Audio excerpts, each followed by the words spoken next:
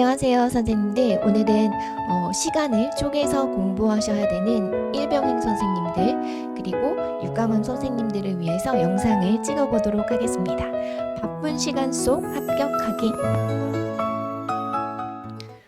세 가지를 크게 말씀드릴 예정인데요. 그 전에 먼저 이 세 가지 방향성은 전적으로 지금 보여주시는 화면에 이 내용을 전제로 한다 라는 것을 말씀을 드리고 싶어요.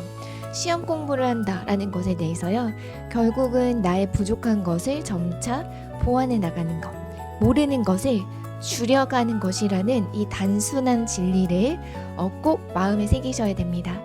이것은요, 사실 누구에게나 동일하게 적용이 되는 원칙입니다.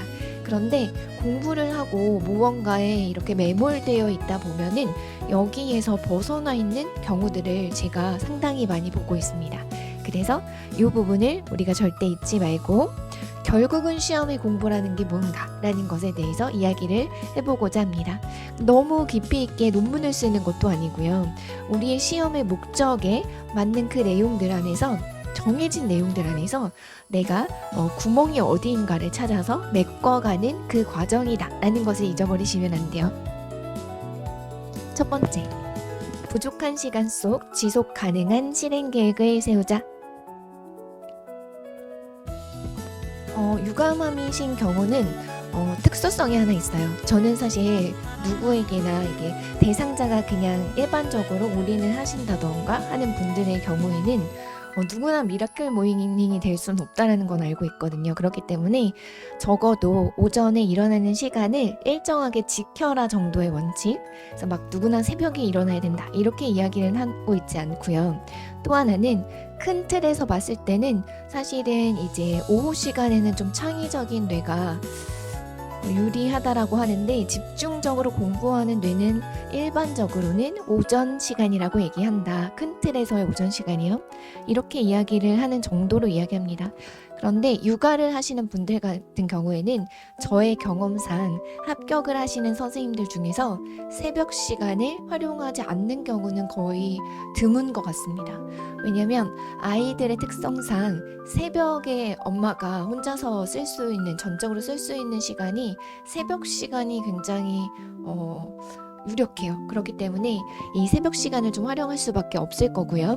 그리고 만약에 일중이시라면, 그리고 그 새벽 시간을 제외한 나머지 유감함이신 선생님들께서도 주중과 주말에 대해서 냉정하게 분석을 해보셔야 됩니다.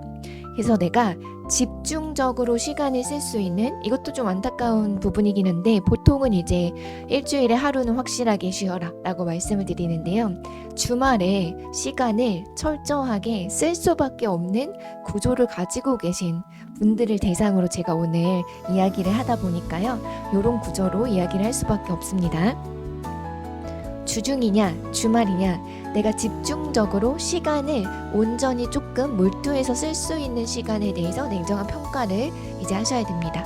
자, 그렇기 때문에요, 주중에서 이런 분들이 있어요. 출퇴근 시간이 워낙 긴 거예요. 그래서 왕복에 2시간이 이상 소요가 되면 일단 몸적으로도 지치고, 집에 오면 저녁 먹고 씻고 하면 이미 저녁 9시가 된다든지, 그리고 일찍 일어나서 또 출근을 하셔야 되고, 이러다 보면요, 주중의 시간을 공부 시간으로 빼는 것이 사실 상당히 어렵습니다. 그래서 오히려 그런 분들 경우에는요, 주중의 시간이 짜투리 공부 시간이 돼요. 그리고 주말이 조금 더 집중력 있게 공부하실 수 있는 시간이 되는 겁니다. 근데 만약에 주중에 그래도 출근 전에 2시간 정도는 내가 확보할 수 있다든지, 그리고 돌아와서도 내가 저녁 시간을 그래도 2-3시간 정도는 공부 시간으로 확보할 수 있어 라고 생각이 되신다라면요, 이 주중 시간을 그 집중적으로 강의를 듣는 시간으로 활용을 하셔도 돼요. 그래서 이 시스템은요, 지우려고 했는데요. 선생님께서 그 일을 하시거나 시간을 쓰시는 구조에서 사실 어떻게 보면 육아를 하시는 분들은 주말에 온전하게 시간을 내기가 조금 더 어려운 상황들을 제가 보거든요.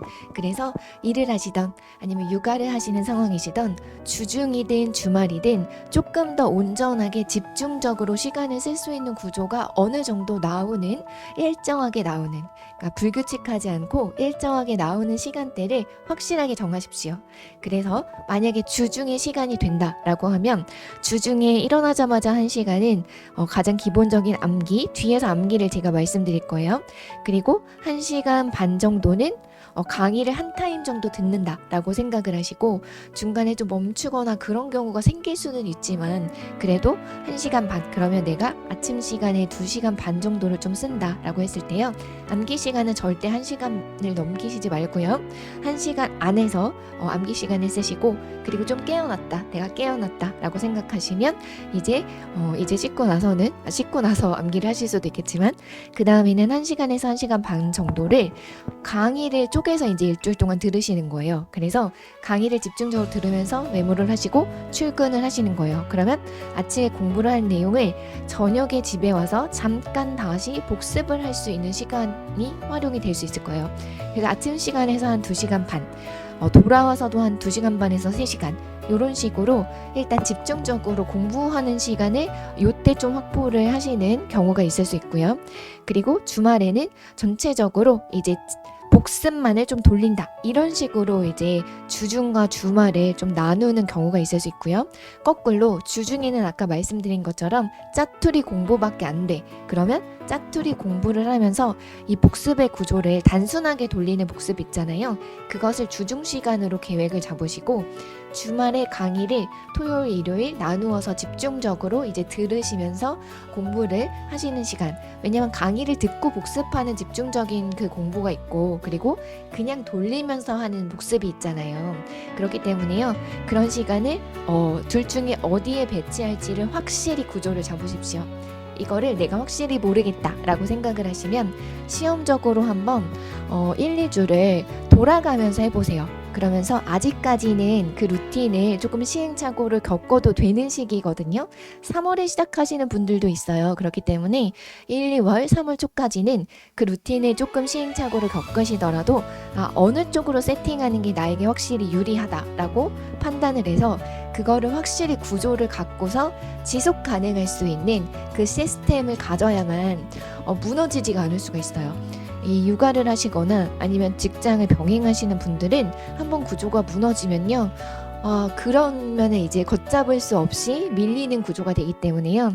강의가 밀리거나 그 구조가 무너지면 사실 굉장히 그 해가 불리해집니다. 그래서 이 구조 중에서 내가 어느 시간에 조금 더 집중적인 공부를 할 수 있다는 걸 잘 판단하셔서 이 세팅을 완전히 만들어 두세요. 이게 되게 중요합니다.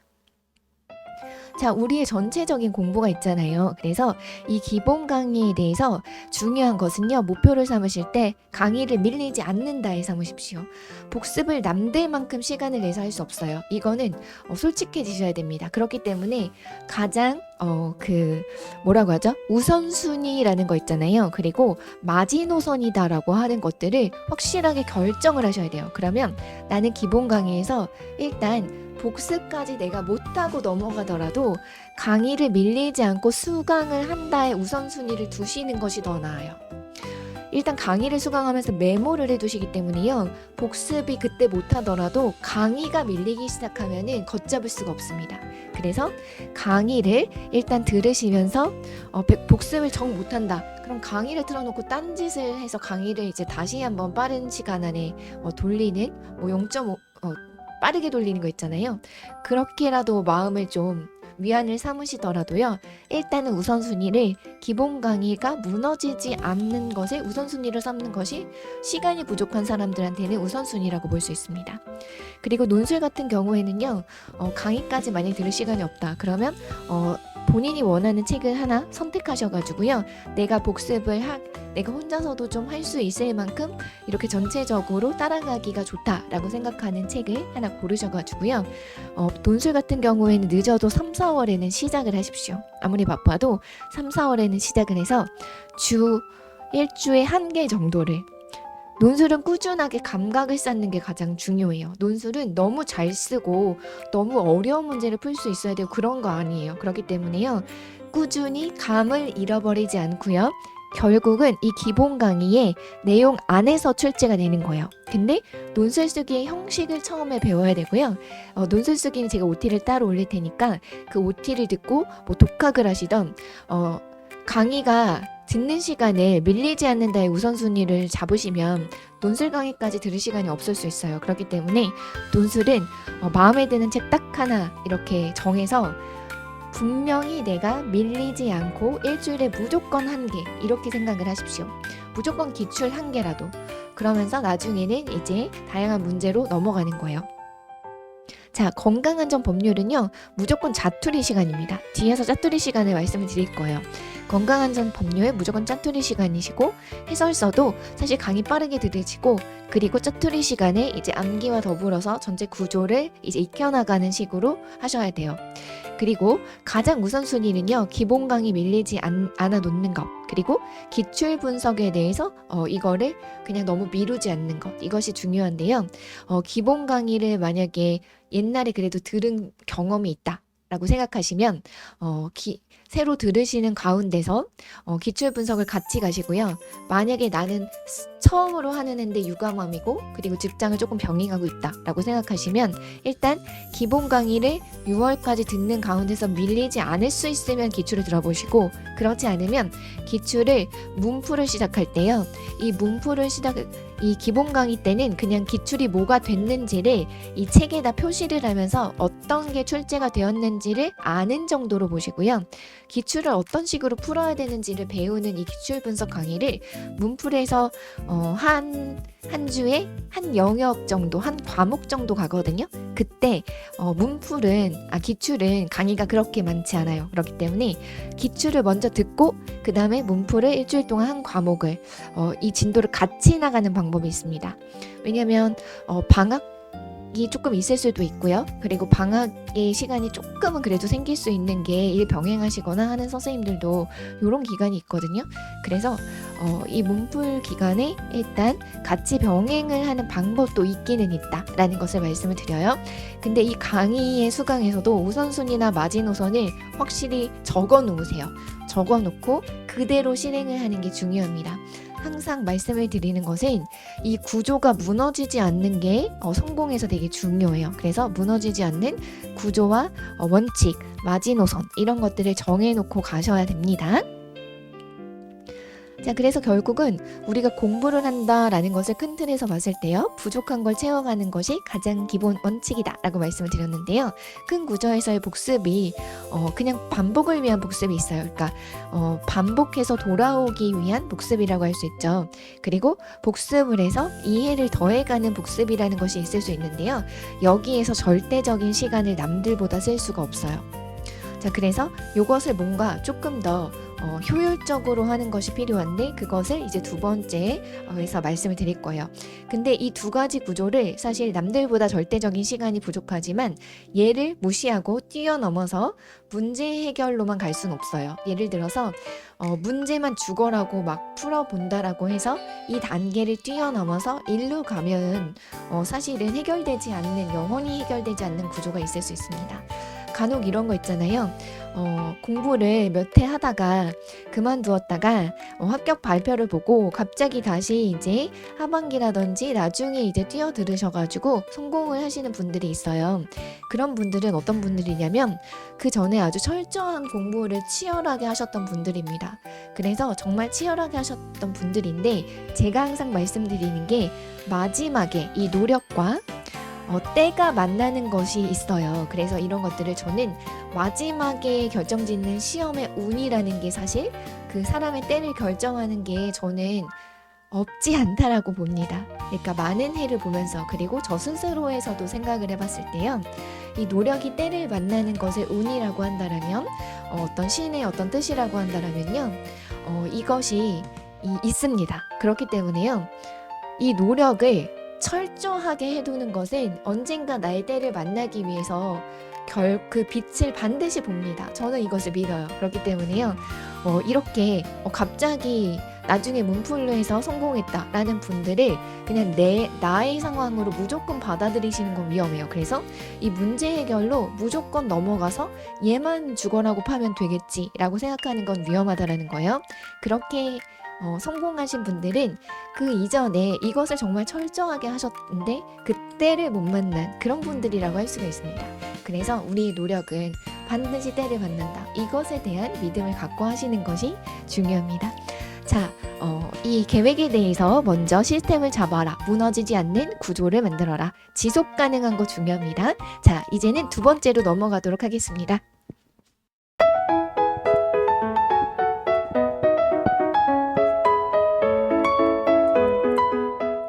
두 번째 주제, 포스트잇 공부법과 짜투리 시간 공부를 활용하자. 제가 처음 시작할 때 이것이 기본 원칙입니다 라고 말씀드린 거 기억나시죠? 근데 지금 보시면 반대되는 진술이 나와 있습니다. 잘하는 걸 계속 잘하고 어려운 건 계속 어렵다. 제가 이것을 상담을 하면서 정말 많이 보는 경향성인데요. 이 기본 원칙에 위배되잖아요. 그렇기 때문에 공부가 계속 이렇게 가는 이유에 대해서 상담을 좀 많이 해봤어요.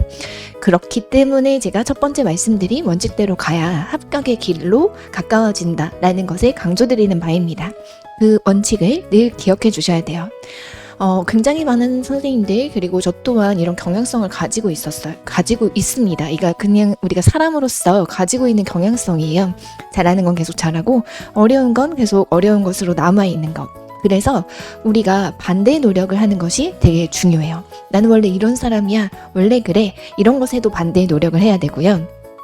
그리고 내가 인식하지 못하는 그 가운데에서 이렇게 잘하는 걸 계속 잘하고 있다라는 것을 인식함으로써 반대의 노력을 하는 것도 필요합니다. 이 반대 노력을 하는 것을 반복해서 관성의 힘이 생기는 것이고요. 우리가 의지만으로는 동기부여가 어렵다라고 말씀을 드렸어요. 동기부여는 어느 측면에서 매우 중요해요. 어떻게 보면 땔감과 같은 근본이라고 할 수 있는데요.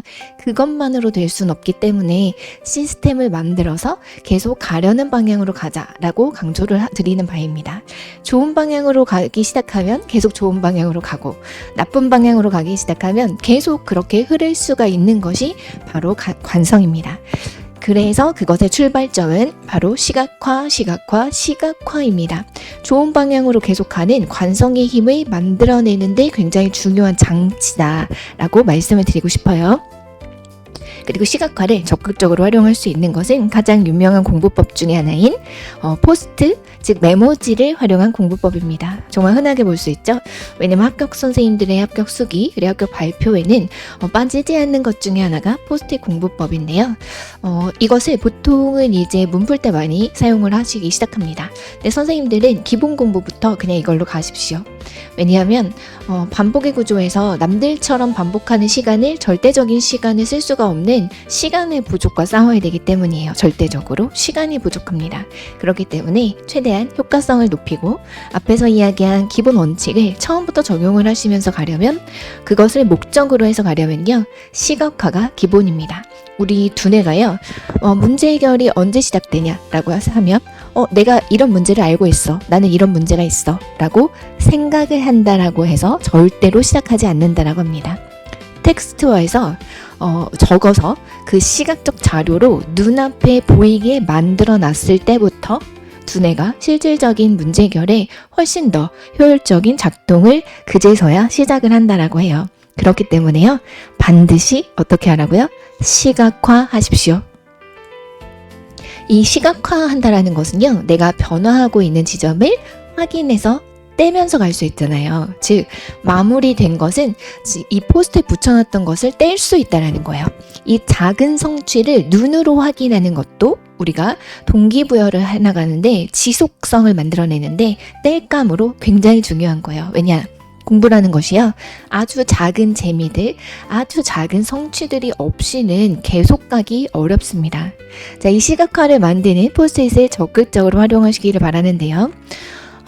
전형적으로 유명한 공부법이니까 자세한 설명은 안 하더라도 대략적인 설명을 드리면 초창기 공부부터 제가 활용을 하시라고 하면서 시간이 부족하기 때문이다 라고 했잖아요. 그래서 첫 번째 어떻게 시간을 부족한 사람들이 할 것이냐 라고 했을 때 기본 공부부터 포스트잇 공부법 활용하세요 라고 말씀드렸고, 두 번째, 포스트잇 공부법은 그런 포스트잇에 무엇을 적느냐, 그리고 그것이 마무리되었을 때 뗀다 라는 것을 가장 기본적인 공부의 방법에서 그냥 대략적인 그런 공부의 방법이다 라는 것을 설명을 드릴 때, 마지노선이 있어야 되고 기본 원칙이 있어야 돼요. 항상 공부에는 무언가 계획을 세워서 할 때는.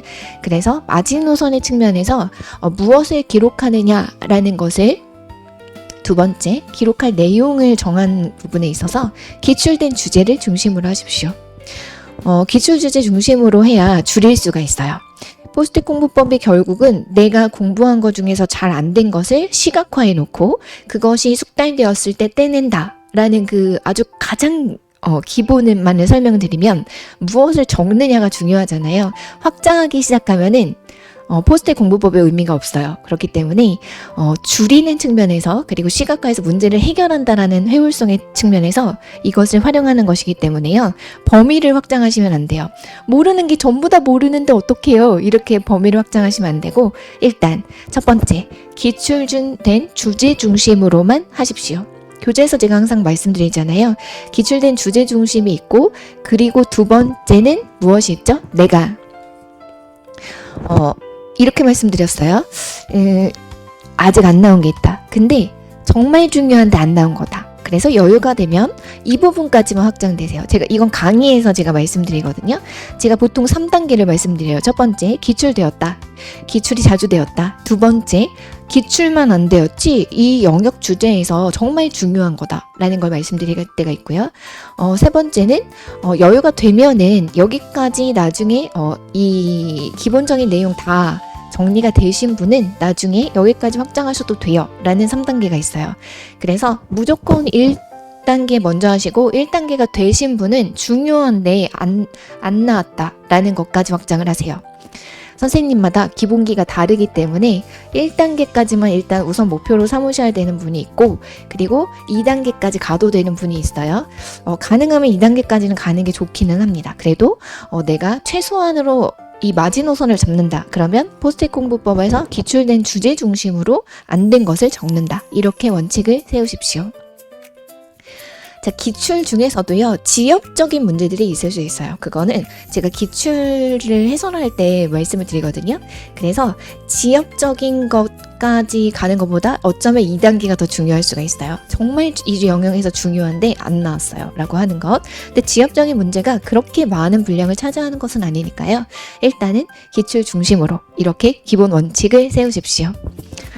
그리고 3단계까지는 절대 소화하시려고 하면 안 돼요. 제가 수업할 때 기본적인 거, 그리고 중요한데 안 나온 거, 여기까지 다 되신 분은 여기까지 보세요라고 하는 게 3단계잖아요. 근데 선생님들은 일단 3단계를 목표로 삼지 마세요. 그래서 2단계까지만이라도 철저히 해놓으면 정말 그것이 승리다라고 생각하실 수 있습니다.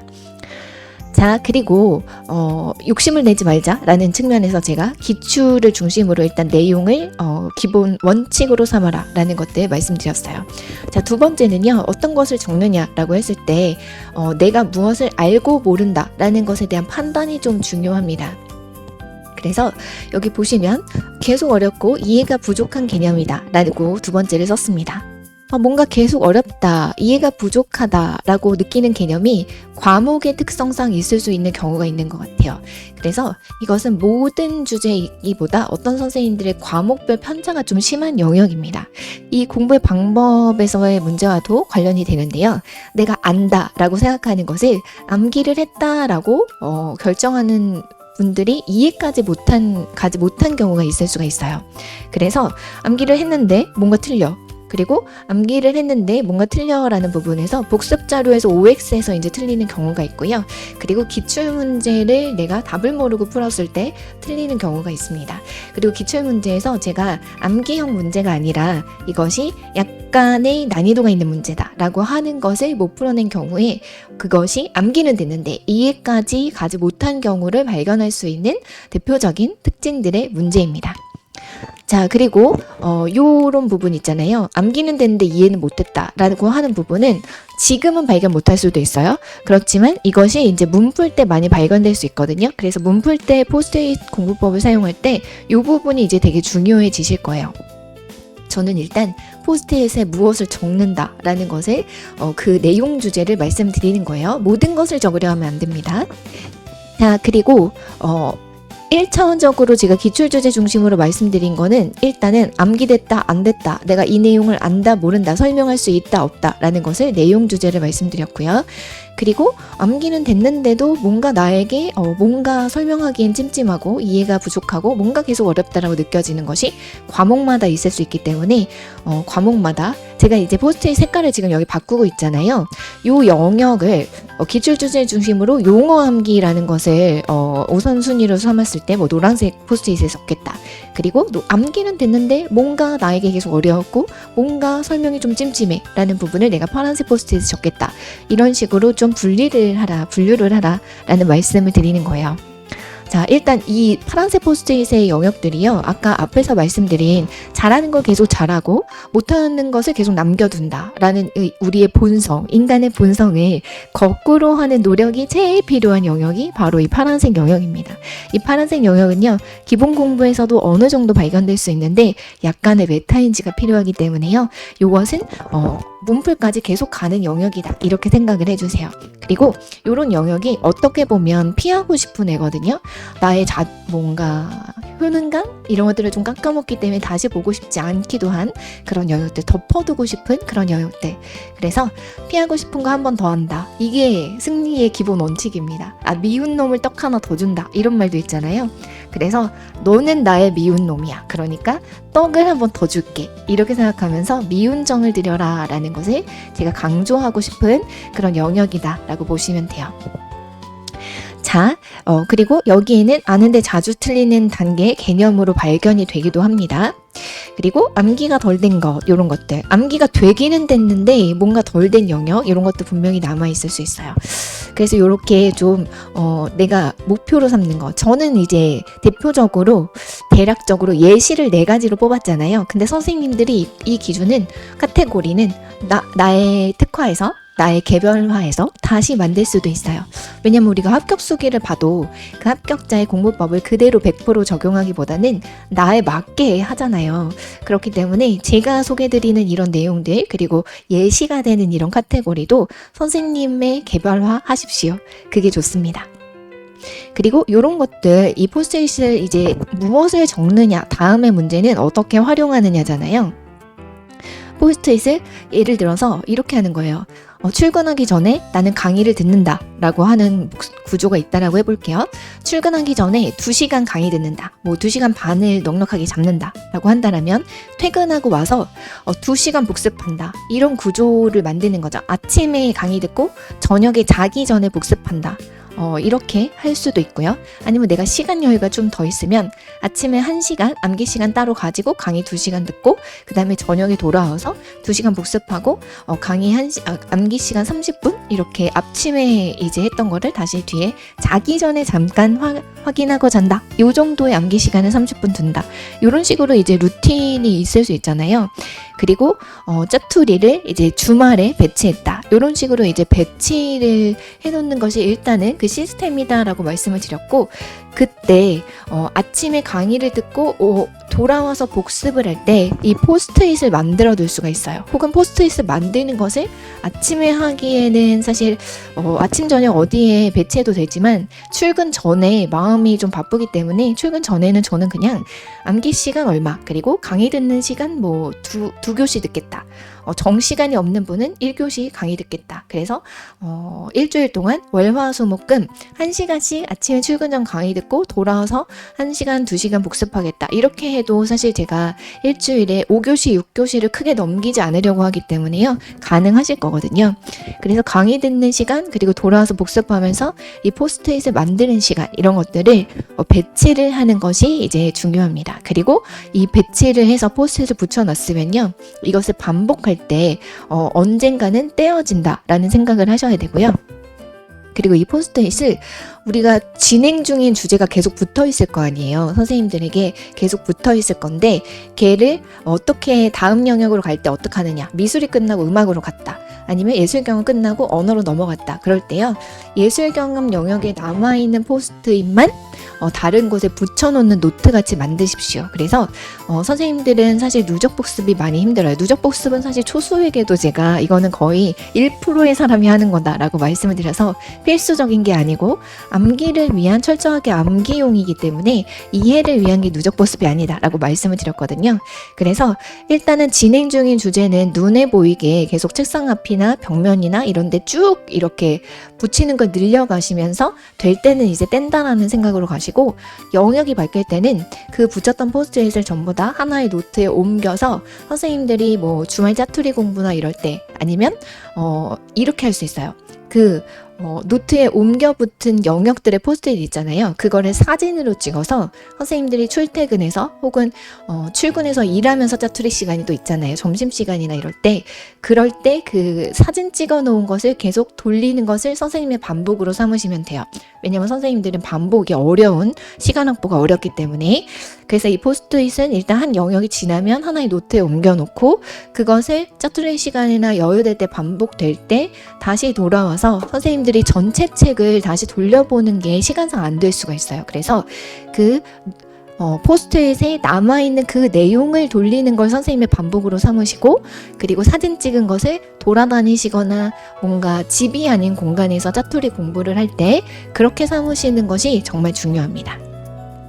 자, 그래서 포스트잇은 일단 진행 중인 영역은 쫙 붙여 놓으면서 이제 늘려가는 거고 그리고 그것을 그 영역이 끝났을 때 어떤 하나의 노트에 남겨놓고 사진으로 찍어서 이미지로 가지고 있으면서 선생님의 반복 공부가 사실 그거 위주로 좀 되는 것이 선생님의 시간 효율상은 그럴 수밖에 없을 거예요. 전체 책을 다 볼 시간이 없을 수 있기 때문에. 자, 그리고 일단은 이런 공부를 할 때 우선적으로 중요한 것은 강의의 스케줄을 따라오는 것이에요. 강의를 밀리지 않는 것, 메인 강의 구조를 따라오는 계획을 가십시오. 그래서 선생님들이 다른 엄청난 계획을 세우시지 말고 그냥 강의를 듣고 계신 그 선생님의 강사의 그 구조의 강의 스케줄을 그냥 따라가면서 이 포스트잇 공부법을 그냥 쭉 하시는 거예요. 밀렸다. 그러면 일단 현재 진행 중인 걸 그냥 따라가면서 밀린 거를 짜투리인 내가 주말 공부가 짜투리 시간이다. 그럼 그때 메꾸다든지 이런 식으로 메꾸는 걸 생각하시고 밀린 대로 계속 가시면은 밀리는 게 누적될 수가 있어요. 그래서 오히려 마음이 그런 식으로 밀리면 어느 순간 포기가 될 수가 있거든요. 오히려 손을 놓게 되는 경우가 있어요. 계획이 흐트러질 때. 그래서 일단은 짜투리 시간을 보완한다 하고 현재 진행을 계속 따라오십시오. 자, 이런 식으로 포스트잇을 이제 점점 떼어가고 붙이고 이런 것이 이제 포스트잇 공부법이라고 하면 일주일을 일단 운영을 해보시고 처음에 한번 해보시고 질문이 있으면 다시 올려주시고요. 그리고 이해가 이제 덜 된 영역과 된 영역을 구분하면서 떼어가는 게 되게 중요하다라는 거 말씀드렸고요. 그리고 이런 것들을 틈틈이 사진 찍어가지고 틈틈이 보는 쪽으로도 활용을 해야 된다.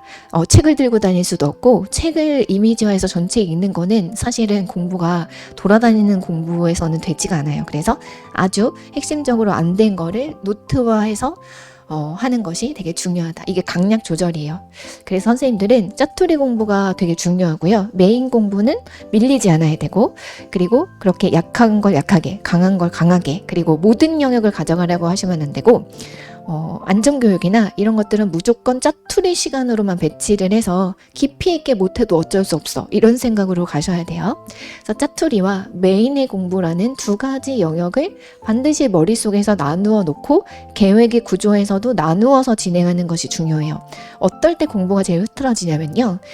그냥 하루에 메인 공부도 좀 하고 건강한 점도 좀 하고 해설서도 좀 하고 이런 식으로 가다 보면은 이것도 저것도 안 되면서 시스템이 무너질 경우가 많아요. 그래서 제가 주제 1에서 앞에서 일단은 그 메인과 짜투리 시간을 나누는 배치를 우선적으로 강조를 드린 거예요. 이게 정말 중요합니다. 두 가지 영역이 있다라는 것. 자, 머릿속에서 청킹을 하는 게 공부에선 되게 중요한 거거든요. 예를 들면 암기도 서술 암기가 있고 용어 암기가 있지. 그리고 서술 암기에서 용어는 됐는데 서술에서 어느 정도 안 됐지. 이런 식으로 단계적으로 머릿속에서 나누어서 되고 안 된 것을 내가 정리해 나가는 것이 정말 중요하다. 이렇게 생각을 해주셔야 됩니다. 자, 그리고 이 인출이라는 공부법, 이것을 빼고서는 공부가 아니에요. 그렇기 때문에 그 인출 공부법은 제가 초수 공부 영역에 올린 게 있어요. 초수 영상에서 그 뒤에 부록 활용해서, 그거는 선생님들도 활용을 해주셔야 돼요. 그래서 제가 이 전체 내용 선생님들이 이거를 그냥 하루, 이틀, 3일, 4일 이렇게 그 월화수목 금토일 이거를 이런 전체 영역으로 돌리시면 안 된다라는 걸 지금 강조해서 말씀을 드리면서, 그 안에서 메인 공부에서 짜투리 공부법을 짜투리가 아니라 포스트잇을 사용하시라라고 말씀드린 거예요. 논술, 건강한정 법률, 해설서 이런 것들을 일단 짜투리 시간에 배치할 수밖에 없어요. 메인 공부가 월화수목금이다. 그러면 얘네들은 일단 짜투리 주말 공부로 옮기시는 것이 필요하고요. 그리고 돌아다니면서 만약에 이동 시간이나 이런 식의 또 짜투리는 바로 이 기본 강의 위주로 사진, 이미지 이런 것들을 활용하시라라는 거예요. 그리고 건강안전 같은 경우에는 어플이나 이런 것이 있기 때문에요. 그런 것들을 점심시간에 밥 먹을 때만 공부한다든지 밥 친구를 한다든지 이런 식으로 배치하셔도 됩니다. 점심시간에 유튜브 보면 뭐 좋아하는 드라마 뭐 클립 보면 그게 이미지가 남아있어서 뒤에 공부가 연결이 안 되거든요. 그래서 유튜브 잠깐 봐도 뒤에 한 2시간 정도 흐트러져요. 그러니까 몰입으로 다시 돌아오지 못해요. 그래서 과감하게 올해 1년만 그런 유튜브나 그런 클립을 좀 끊으시는 것도 시간이 절대적으로 부족한 분들에게는 저는 되게 중요하다라고 사실은 말씀드리고 싶어요. 자, 내가 앞에서 말로 다 해버려가지고 용어 암기, 서술 암기 이렇게 나누시고, 서술 암기도 이 용어에 대한 키워드 암기가 있고 그냥 교수 학습의 지도 방법 같은 서술 암기가 있죠. 그래서 일단은 서술 용어 암기 위주로 기본 강의에서 가시면서 서술 쪽은 내가 이해를 한 거를 좀 그래도 설명이 되나? 구술을 좀 같이 가시는 것, 녹음해 보면서 구술이 좀 되나? 어떤 것들이 그래도 설명이 좀 되나?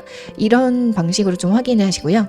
서술 암기는 또 선생님들은 시간을 아끼셔야 되니까 그냥 서술형 캘린더 나오면 그때부터 남은 1년 동안 나는 무조건 이 정도는 하고 간다 라는 관점으로 돌리세요. 그것을 추천을 드립니다. 어떻게 보면 요약하기에는 전체적인 내용이 많이 들어가 있거든요. 그래서 선생님들은 일단 용어를 다 암기하겠다. 그리고 서술 쪽에서 서술형 캘린더에 있는 것까지는 내가 가져간다. 이 정도로 목표를 좀 줄이셔도 돼요. 자, 그래서 인출이라는 것의 이제 중요성, 인출이라는 거, 그리고 내가 뭔가 아까 앞에서 좀 이해가 됐나? 이해가 좀 안 된 건가? 용어 암기는 됐는데 이해가 안 된 건가? 이런 것들을 선생님들 확인하는 것이 필요해서 인출이 필요하다라고 말씀을 드렸잖아요. 그래서 그런 인출이라는 측면에서 아침에, 예를 들어서 어제 아침에 일어나서 내가 뭐 시간을 강의만 듣는 걸로 활용을 하지 않고 아침에 1시간은 좀 암기나 이해를 확인하는 시간을 갖겠다라는 여유가 되면 아침에 용어 도식을 확인을 하고 강의 듣는 걸로 넘어가셔도 돼요. 그럼 용어 도식을 확인하는 걸 내가 40분, 50분을 잡겠다라고 하면 그때 인출을 해보면서 내가 스트로크의 요 용어를 가지고 스트로크의 관계성을 설명할 수가 있나?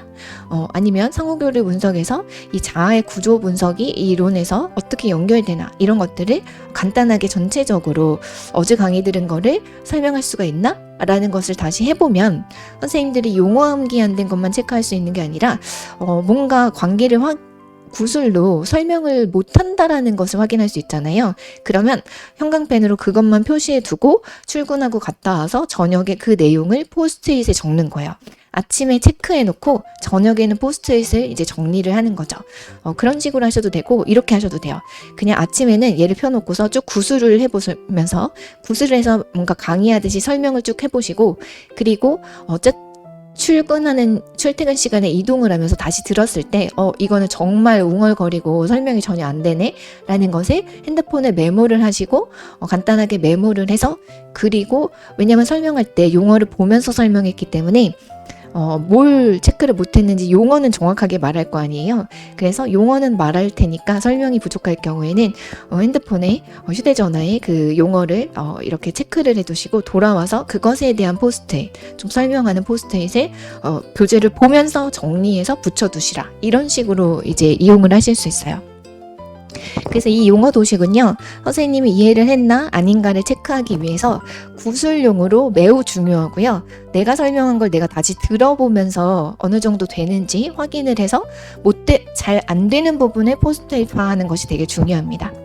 그래서 포스트잇 앞에서 그냥 용어 암기되고 서술 암기되고, 서술까지는 지금 암기 목표를 100%안 잡더라도 용어 암기 안 된 거는 그냥 내가 써보면 확인할 수 있잖아요. 그렇기 때문에 아까 말씀드린 이 뭔가 이해가 부족한다든지 뭔가 아는 것 같은데 사실 아는 게 아닌 이 틀리는 개념, 이런 것들을 잡아내기 위해서는 제가 말씀드린 전체적인 이론을 구술로 설명해보고 거기에서 이제 포스트잇화할 내용을 결정하는 것이 이 용어 인출에서 좀 중요합니다.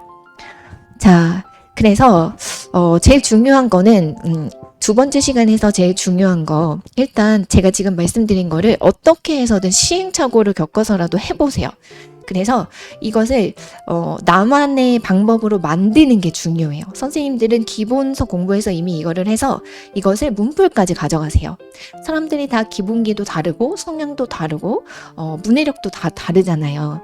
그래서 이 방법을 100% 적용이 안 될 수 있거든요. 그러면 일단 해보면서 이런 시스템은 좀 성공적이다.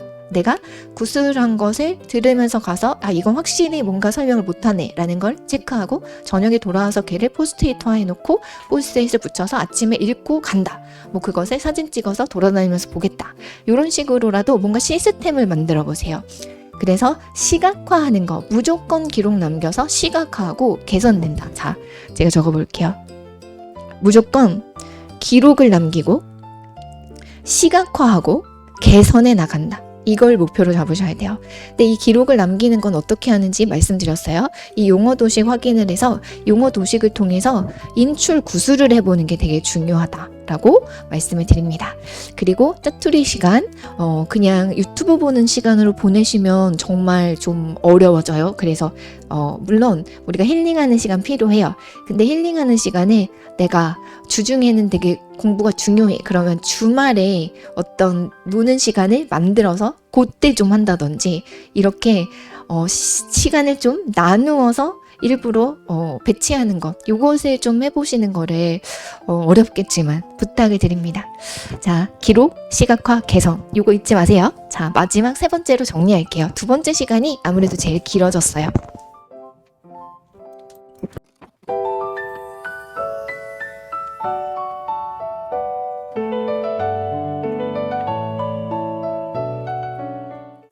자, 앞에서 제가 주제 2번에서 그 초수 영상에서 초수공부법에서 인출에 대한 이야기가 있습니다 라고 말씀드린 거예요. 여기 보시면 돼요. 인출 동안 셀프 체크. 여기 구간, 이 구간을 클릭하면 그냥 다른 거 안 듣고 여기만 들을 수 있게 모든 영상은 이렇게 올리고 있거든요. 그래서 요거를 참고하시면 됩니다. 그러면 세 번째, 마지막, 선택과 집중만이 살 길이다. 사실 세 번째는 당부 말씀 같은 거기 때문에요. 짧게 이야기를 할게요. 우리가요, 사실 정보들이 굉장히 많고 막 이렇게 흔들릴 때가 있을 수밖에 없어요. 근데 바쁘신 분들은 아무래도 좀 덜 흔들릴 수도 있겠지만 그래도 바쁜데 흔들리기까지 하면 어떤 다른 사람의 이야기들에 막 이렇대더라 뭐가 뭐 채점 기준이 바뀌었대더라 막 이런 것들에 너무 흔들리고 그거를 막 정보를 이제 수집하고 이렇게 되면은 사실은 많은 것들이 오히려 그 공부에 대한 회피가 될 수가 있어요. 그래서 우리가 그냥 정하고 그 길을 쭉 가는 게 시간이 부족한 분들에게 특히나 더 중요합니다. 우리가 두려움 때문에요. 제가 많은 분들을 상담해보고 느낀 것은요. 두려움 때문에 어떤 효율적이지 않은 행동이 나온다라는 것이었어요. 근데 불안을 줄이기 위한 행동이니까 나는 어쨌든 그것을 할 때 불안이 줄어드는 느낌이 들기 때문에 그런 행동이 효율적이지 않더라도 할 수가 있거든요. 그래서 선생님들은 앞에서 부탁드린 것처럼 확장하지 말고 과감하게 선택하고 거기에 집중을 해주십시오. 그래서 그것이 어떻게 보면 이 스트레스라는 상황, 우리가 스트레스라는 단어가 있잖아요.